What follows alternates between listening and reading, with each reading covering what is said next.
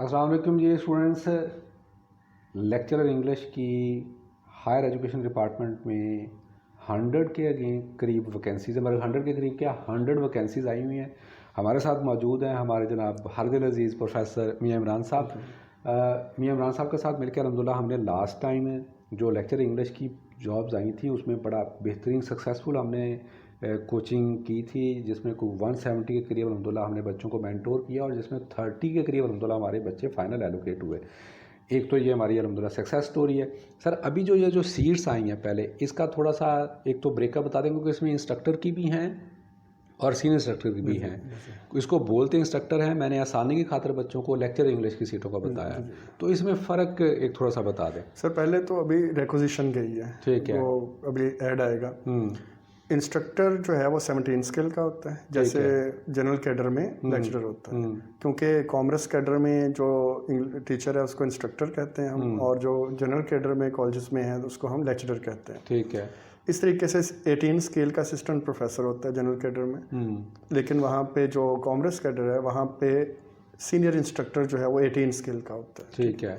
और ये जो रिक्वेजिशन गई है पीपीएससी को, इसमें 100 जो है एग्जैक्टली 100 माइनॉरिटीज़ की डाल के और कोटा डाल के 100 है। वैसे 92 ओपन मेरिट पे हैं। ठीक है।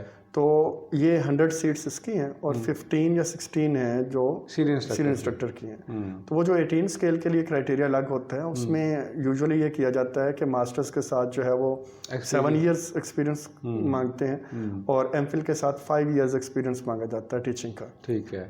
तो इस वजह से सीनियर इंस्ट्रक्टर जो है वो 18 स्केल में है और इंस्ट्रक्टर 17 स्केल की जॉब है। चलें, दैट्स गुड। अच्छा सर, इसमें एलिजिबिलिटी क्राइटेरिया तो सेम ही होगा जो लेक्चरर का आम का होता है, और इसमें जो बच्चे पहले जनरल जो कॉलेजेस हैं उसमें लेक्चरर की सीट पर अप्लाई कर चुके हुए हैं या अपने वो चांसेस अवेल कर चुके हैं, तो वो इधर अप्लाई कर सकते हैं? सर क्योंकि नोमेनक्लेचर डिफरेंट है, सीट्स डिफरेंट हैं, कैडर डिफरेंट है, इस वजह से वो जो 3 चांसेस जो अवेल कर भी चुके हैं वो भी यहाँ पे कर सकते हैं, क्योंकि ये सीट ही लग गया, पोस्ट ही लग गया, वरना उसके साथ ही अनाउंस कर दी जाती है। Okay, good. पहली बात तो ये है। ठीक है। दूसरे नंबर पे जो एलिजिबिलिटी क्राइटेरिया है एज के पॉइंट ऑफ व्यू से, वो 28 years plus 5 years general relaxation है और मास्टर्स जो है वो मांगा जाता है 2nd डिवीजन में। ठीक है। अब अगर हम 18 स्केल की बात करें तो वो पहले भी अभी मेंशन किया मैंने कि उसमें एक्सपीरियंस मांगा जाता है साथ में, एमए के साथ 7 इयर्स एक्सपीरियंस और एमफिल के साथ 5 इयर्स मांगा जाता है। ठीक है। तो अब फर्दर जो है वो एड में अगर कोई चेंजेस आती हैं तो वो हमारे सामने आ जाएंगे।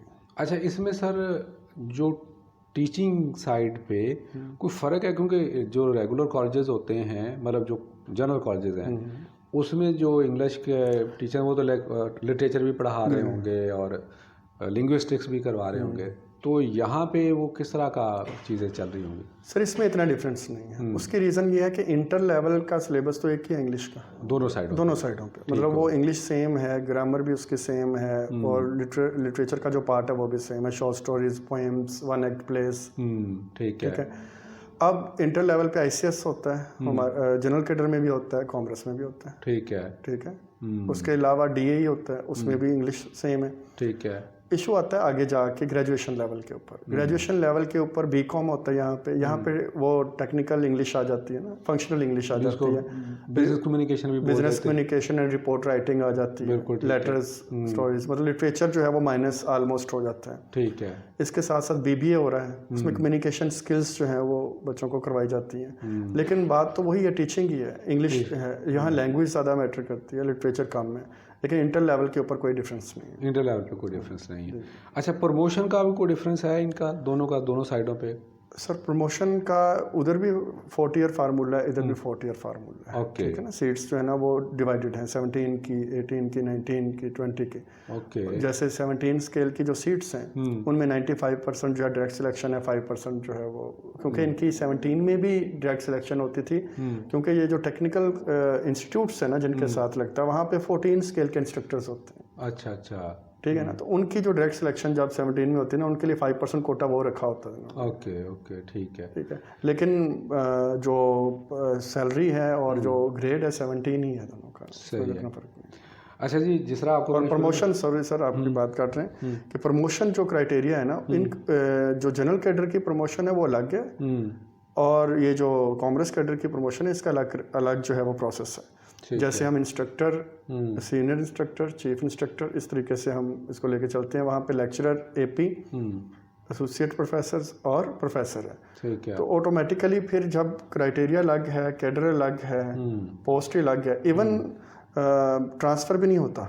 ओके, ठीक है। एक मतलब lecturer can't go to commerce, मतलब दूसरे कॉलेज में उसकी पोस्टिंग कैडर ही सेपरेट है। ठीक है।